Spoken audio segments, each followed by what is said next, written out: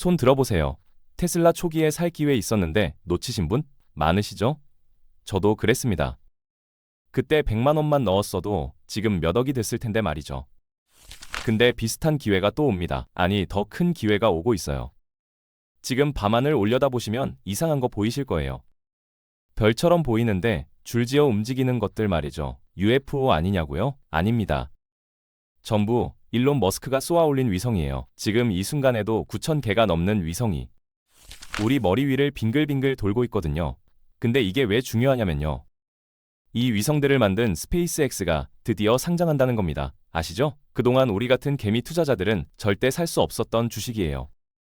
전 세계에서 가장 큰 비상장 기업, 삼성전자보다 시가총액이 더 큰 이 회사가 마침내 문을 여는 거예요. 역대 최대 규모 IPO가 될 거란 얘기까지 나오면서 월가는 벌써 난리가 났습니다.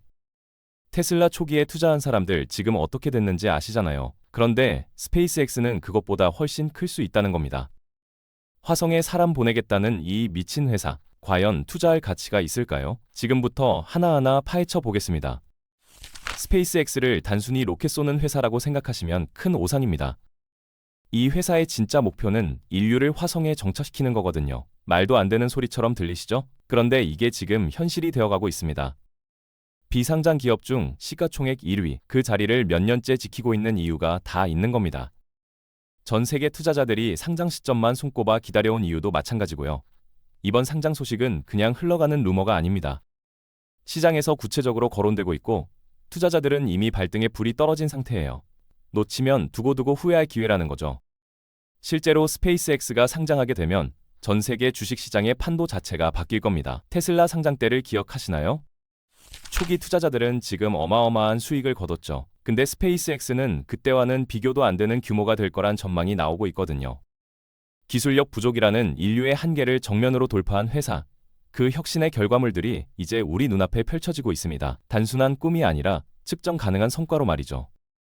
일론 머스크라는 사람, 테슬라로도 모자라서 이제 우주까지 정복하려는 겁니다. 근데 놀라운 건 이게 허황된 이야기가 아니라는 거예요. 이미 NASA도 스페이스X 없이는 우주 개발을 못할 정도가 됐거든요. 미국 정부 입장에서도 이 회사는 이제 전략 자산이 된 겁니다. 자, 이제 스페이스X의 진짜 기술력을 보여드릴게요. 여러분, 영화에서나 봤을 법한 장면인데요. 발사된 로켓이 우주 다녀온 뒤 다시 발사대로 돌아옵니다. 그냥 떨어지는 게 아니에요. 역추진을 하면서 정확하게 원래 자리로 착지하는 거죠. 처음 이 장면 봤을 때 사람들 반응이 어땠는지 아세요? 다들 CG라고 생각했습니다. 믿을 수가 없었던 거예요. 근데 이게 실제로 일어나는 일이거든요. 더 놀라운 건 최근에 나온 기술입니다. 메카질라라고 불리는 거대한 로봇팔이 있어요. 이게 뭘 하냐면 하늘에서 떨어지는 로켓을 공중에서 낚아챕니다. 40층 아파트 높이만 한 로켓을 말이죠. 상상이 되시나요? 어마어마한 속도로 떨어지는 거대한 쇳덩어리를 정확한 타이밍에 잡아내는 겁니다. 이게 성공했다는 소식이 전해졌을 때 전 세계 항공우주 업계가 발칵 뒤집혔어요. 왜 이렇게까지 하는 걸까요? 이유는 간단합니다. 로켓이 발사대로 바로 돌아오면 정비 시간이 획기적으로 줄어들거든요. 기존에는 로켓 회수해서 검사하고 수리하는데 몇 달씩 걸렸습니다. 근데 이제는 며칠 만에 재발사가 가능해진 거예요. 비행기 생각해보세요. 비행기도 착륙하면 점검받고 다시 뜨잖아요. 로켓을 비행기처럼 만든 겁니다. 일회용이 아니라 재사용 가능한 운송수단으로 말이죠. 이 기술 전 세계에서 스페이스X만 가지고 있습니다. 중국도, 러시아도, 유럽도 못 따라오는 기술이에요. 로켓을 회수한다는 것 자체도 놀랍지만 실제로 그 로켓의 크기를 알면 입이 다물어지지 않습니다. 사람 키하고 비교해볼까요? 사람이 개미처럼 보일 정도예요. 이게 과장이 아니라 실제 비율입니다. 화성으로 보낼 스타쉽 로켓의 높이가 121m거든요. 40층짜리 아파트를 떠올려보세요. 그 높이의 구조물이 하늘로 치솟았다가 다시 내려오는 겁니다. 근데 여기서 끝이 아니에요. 이걸 온전하게 회수해서 또 쏘아 올립니다.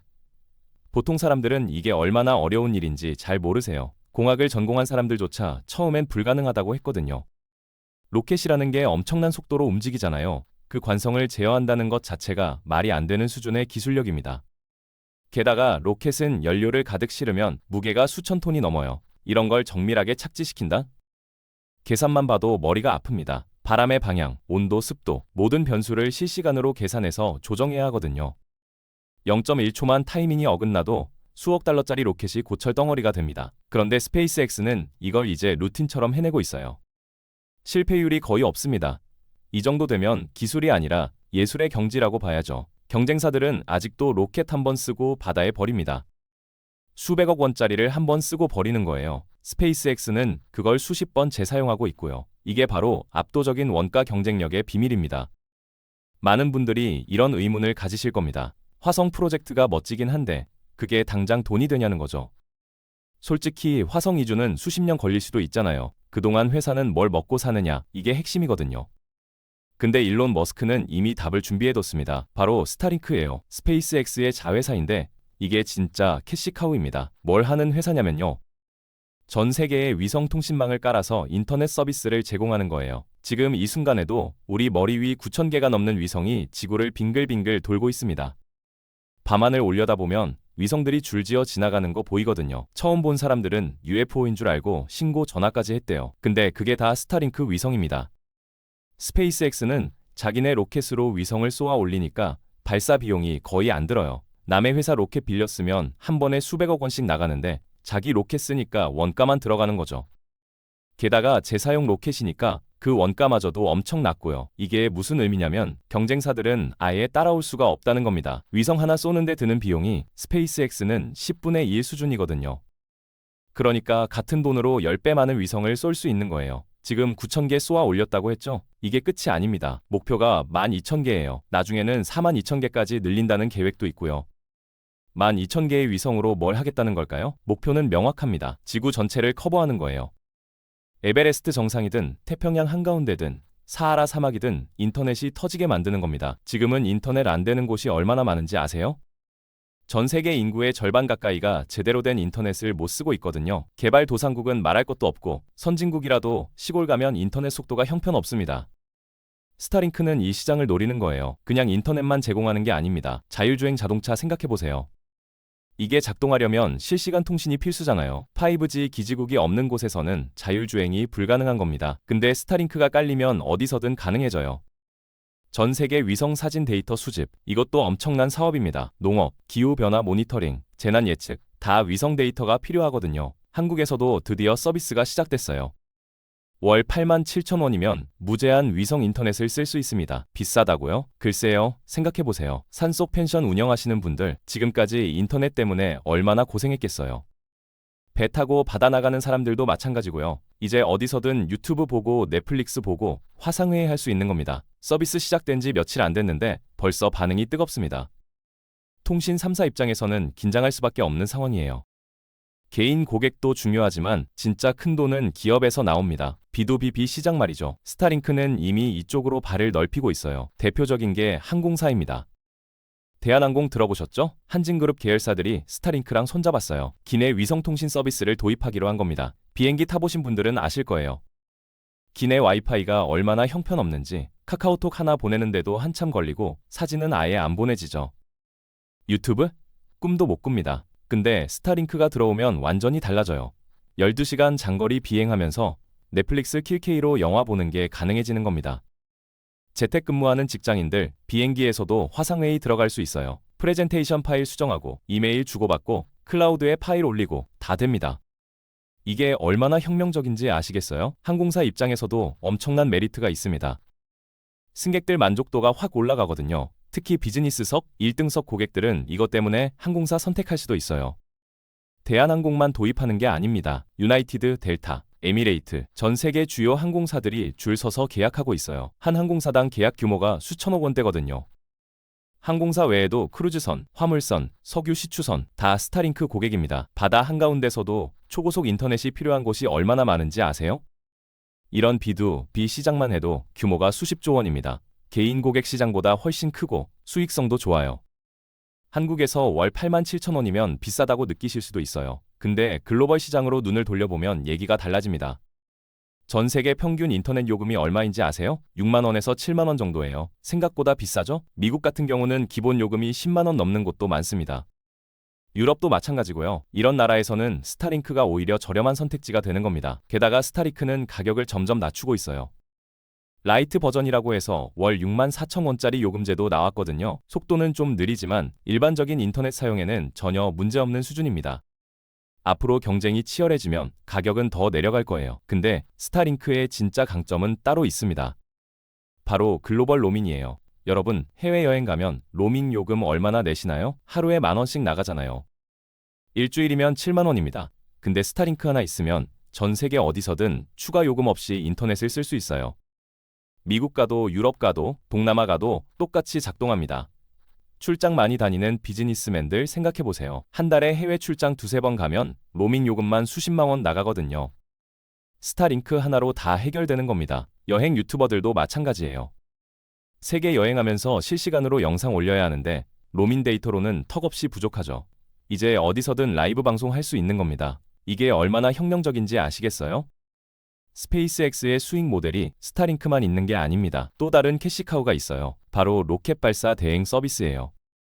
쉽게 말해서 남의 위성을 대신 쏘아주고 돈 받는 겁니다. 지금 전 세계에서 위성 쏘고 싶어하는 기업이 얼마나 많은지 아세요? 7,000개가 넘습니다. 통신회사, 방송사, 기상 관측, 군사용, GPS 다 위성이 필요해요. 근데 문제는 로켓을 자체 보유한 회사가 거의 없다는 겁니다. 로켓 만드는 것 자체가 엄청난 기술력과 자본이 필요하거든요. 그래서 다들 발사 서비스를 사야 해요. 경쟁사가 있긴 합니다. 로켓랩이라는 회사 들어보셨나요? 소형 위성 발사에 특화된 회사예요. 근데 이 회사는 아직 로켓 재사용 기술이 완성 단계가 아니거든요. 실험은 하고 있는데 성공률이 낮아요. 그러니까 발사 비용이 스페이스X보다 훨씬 비쌉니다. 고객 입장에서 생각해 볼까요? SK텔레콤이 위성을 하나 쏘려고 한다고 칩시다. 두 가지 선택지가 있어요. 첫 번째, 비싸지만 검증 안 된 로켓랩. 두 번째, 저렴하고 수백 번 성공한 스페이스X. 어디를 선택하시겠어요? 당연히 스페이스X죠. 가격도 싸고 안전하고 경험도 많으니까요. 실제로 NASA도 스페이스X를 쓰고 있습니다. 미국 정부가 우주 정거장에 물자 보낼 때, 우주인 보낼 때 다 스페이스X 로켓 타고 갑니다. 그 정도로 신뢰성이 검증된 거예요. 발사 한 건당 받는 돈이 수백억 원입니다. 연간 수십 건 발사하니까 이것만으로도 조 단위 매출이 나와요. 자, 이제 숫자 얘기를 좀 해볼까요? 현재 스타링크의 매출이 얼마나 되는지 아세요? 월 사용료 기준으로 약 7,120억 원입니다. 연간으로 환산하면 8조 5천억 원이에요. 이게 지금 현재 매출이거든요. 근데 여기서 재미있는 계산을 해볼게요. 전 세계 인터넷 사용자가 60억 명쯤 됩니다. 그 중에서 스타링크 쓰는 사람이 몇 명일까요? 고작 0.13%예요. 1,000명 중에 1명 정도만 쓰고 있는데 벌써 연 매출이 8조가 넘는 겁니다. 이게 만약 1.3%로 늘어나면 어떻게 될까요? 10배 증가하는 거니까 매출이 80조 원이 됩니다. 13%면요? 850조 원입니다. 황당하다고요? 천천히 생각해보세요. 인도, 동남아시아, 아프리카, 남미 이런 곳에 인터넷 인프라가 얼마나 부족한지 아세요? 광케이블 깔려면 수십 년 걸리는 곳들이에요. 근데 스타링크는 위성만 쏘면 되거든요. 내일 당장 서비스 시작할 수 있습니다. 이 시장을 먹기 시작하면 점유율 13%는 오히려 보수적인 추정이에요. 실제로는 30%, 40%도 가능합니다. 그럼 매출이 얼마가 될까요? 2,000조 원을 넘어갑니다. 이 정도면 시가총액이 경 단위로 가는 거예요. 삼성전자가 지금 500조 원대잖아요. 스페이스X가 그걸 가볍게 넘어설 수 있다는 겁니다. 물론 당장은 아니에요. 하지만 5년, 10년 뒤를 보면 충분히 가능한 시나리오입니다. 지금 투자하는 사람들은 바로 이 미래를 보고 있는 거거든요. 그럼 스페이스X의 기업 가치는 도대체 얼마일까요? 현재 추정치가 1,180조 원입니다. 감이 안 오시죠? 삼성전자 시가총액이 500조 원대거든요. SK하이닉스가 100조 원 좀 넘고요. 이 두 개를 합쳐도 스페이스X보다 작습니다. 비상장 회사인데 이 정도 가치를 인정받는다는 게 놀라운 거예요. 더 놀라운 건 이 가치가 계속 올라가고 있다는 겁니다. 최근에 내부자 주식 거래가 있었어요. 회사 직원들이나 초기 투자자들이 주식을 파는 거죠. 그때 매겨진 가격을 보니까 1년 전보다 2배가 올라 있더라고요. 오픈 AI도 비슷한 속도로 가치가 올라가고 있는데 스페이스X도 그 수준입니다. 2023년 기준으로 매출이 12조 원이에요. 영업이익은 4조 원 나왔고요. 벌써 흑자 구조라는 겁니다. 많은 사람들이 착각하는 게 스페이스X가 적자일 거라고 생각해요. 화성 프로젝트에 돈 쏟아붓느라 손해보고 있을 거라고요. 전혀 아닙니다. 돈 엄청 벌고 있어요. 게다가 매년 매출이 2배씩 늘어나고 있습니다. 2020년에 6조 원이었던 게 2023년에 12조 원 됐거든요. 이 속도면 2026년에는 매출이 50조 원 가까이 갈 겁니다. 지금 PER로 따지면 비싸 보일 수 있어요. 근데 2년만 지나면 PER이 확 떨어지면서 합리적인 가격대로 들어옵니다. 워런 버핏이 좋아하는 기업 유형이 뭔지 아세요? 독점 기업이에요. 경쟁자가 없거나 진입 장벽이 높은 회사. 스페이스X가 딱 그겁니다. 중국이 국가 차원에서 기술 복제하려고 했는데 실패했어요. 스페이스X의 주가는 언제 폭발할까요? 제 생각엔 딱 한순간이 있습니다. 바로 인류가 화성에 착륙해서 지구로 첫 교신을 보내는 그날이에요. 그 순간 전 세계가 들썩일 겁니다. 뉴스 한 면을 장식하고 SNS는 난리가 날 거예요. 그때 스페이스X 주가는 천장을 뚫고 우주로 날아갈 겁니다. 농담이 아니라 진짜 그렇게 될 거예요. 기술 발전은 우리 생각보다 훨씬 빠릅니다. 10년 전만 해도 전기차가 대중화될 거라고 누가 상상했나요? 지금은 길거리에 테슬라가 질비하잖아요. 화성 이주도 마찬가지예요. 지금 준비하는 사람만이 그 불을 거머쥘 수 있습니다. 상장 시점이 언제냐고요? 2026년으로 예상되고 있습니다. 이제 얼마 안 남았어요. 고집니다. 상장하면 초기에는 변동성이 클 겁니다. 막 상장한 주식들이 다 그렇듯이 오르락내리락 하겠죠. 그때 흔들리지 마세요. 주가가 하락하면서 횡보하는 구간이 옵니다. 바로 그때가 기회예요. 그때 차근차근 모아가시면 됩니다. 우주 시대는 이미 시작됐습니다. 그 시대의 독점 기업에 투자할 기회가 곧 옵니다. 지금부터라도 꾸준히 공부하고 관심 가지세요. 상장 소식 들렸을 때 허둥대지 말고요.